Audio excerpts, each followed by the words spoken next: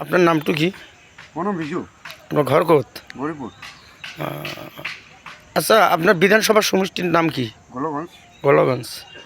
আচ্ছা, যেহেতু আগন্তুক বিধানসভা নির্বাচনের দিন চমু চাপিয়ে আহিছে, ইতিমধ্যে কিন্তু দেখা গৈছে যে বিভিন্ন রাজনৈতিক দলের নেতা কর্মীর মাজত খোৱা কমৰা লাগিছে প্ৰাৰ্থিত্ব কেন্দ্ৰ কৰি।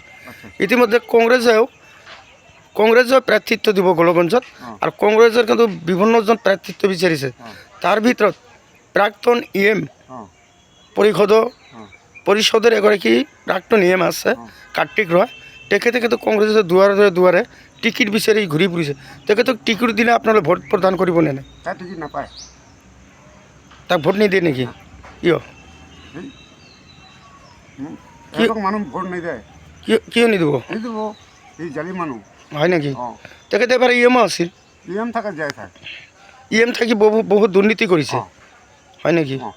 আচ্ছা, কংগ্ৰেছ দলটো ভাল দল, ভাল দল, তেনেহ'লে ভোট নিদিব যে? তাই নাপায়। তাক নিদিয়ে? নিদিব। বেলেগক যদি দিয়ে তাই পাব, তাক নিদিয়ে। নিদিয়ে।